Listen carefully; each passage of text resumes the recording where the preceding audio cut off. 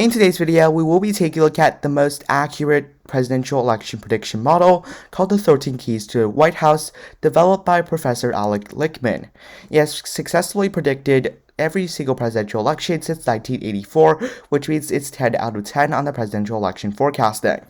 Essentially, there are 13 keys. If they are true, they go to Joe Biden, the incumbent party, and if they are false, it goes to Donald Trump, the challenging party. And if 8 or more keys are true, Joe Biden, the incumbent party, wins, or if 6 or more keys are false, then the challenger party, Donald Trump, wins. So without further ado, let's get right into today's video. Starting with the first key, midterm gain. Now, Democrats gained 1 seat in the Senate and lost 9 seats in the House. Now, that doesn't look too good for Democrats, but I think this key goes to Democrats.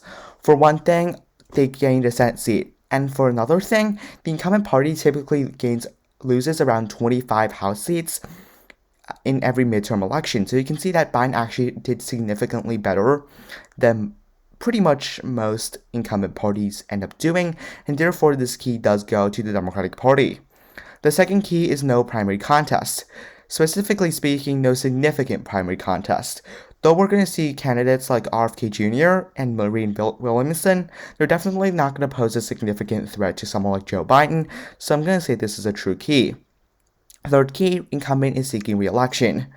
Biden is seeking re-election, and he's most certainly going to win the Democratic nomination, therefore it is a safe key for Democrats. Key number 4, no third party. Now, again, it's no significant third party. We're always going to see third party candidates. And although there could be some third parties, I don't think any of them are going to gain more than 2% of the vote, and it's definitely unlikely they're going to gain 5% or more of the popular vote. Therefore, this key also goes to the Democratic Party. Next is a strong short-term economy. Specifically, by the 2024 election, there's not going to be a recession. Now, we don't know as of right now because we're still a year away from the election. Nonetheless, it doesn't seem like the economy will be in a recession necessarily, so this key does go for the Democratic Party. So far, so good for Joe Biden. He has 5 keys against 0 for Donald Trump.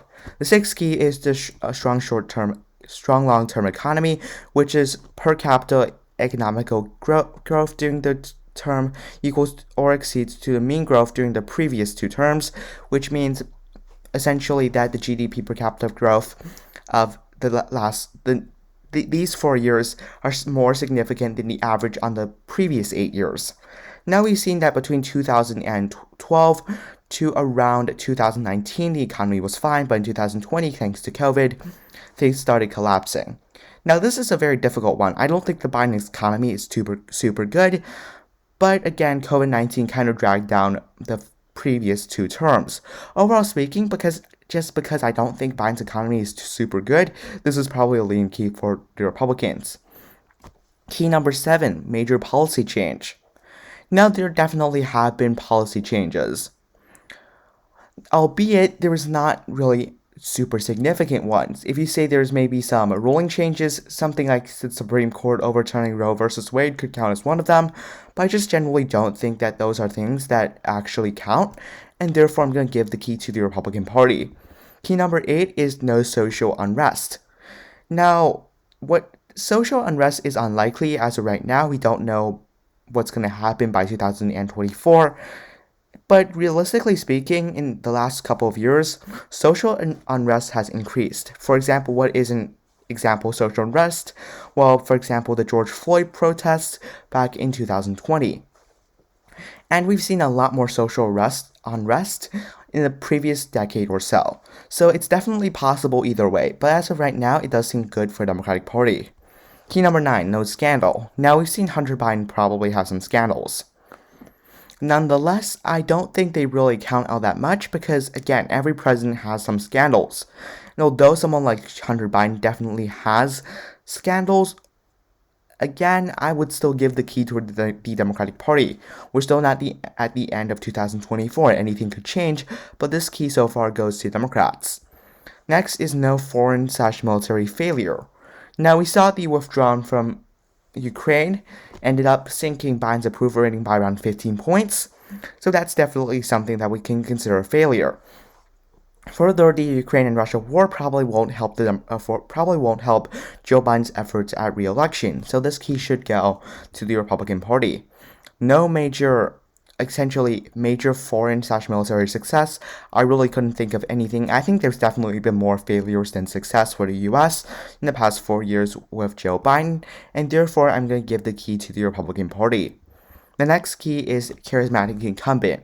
Someone like Biden with a negative 13-point approval rating definitely is not someone that's charismatic. He's been labeled as anything but charismatic. There's things like Sleepy Joe out there, and although you can think that's true or not true, it doesn't matter. I don't think he's a very charismatic candidate. So that's definitely a key that goes to Republicans. The final key that will determine who wins is the key about an uncharismatic challenger.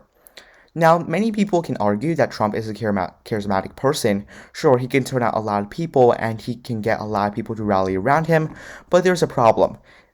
Trump's favorability right now is negative 16.0%. That's not necessarily someone who's very charismatic. So, based on that fact, I do think that Trump is probably also not very charismatic, and therefore, this will give Biden 8 keys against Trump's 5. Now, do make sure to go in the comment section and essentially type out if you agree with me or not. But anyways, thank you for watching. Have a nice day. Goodbye.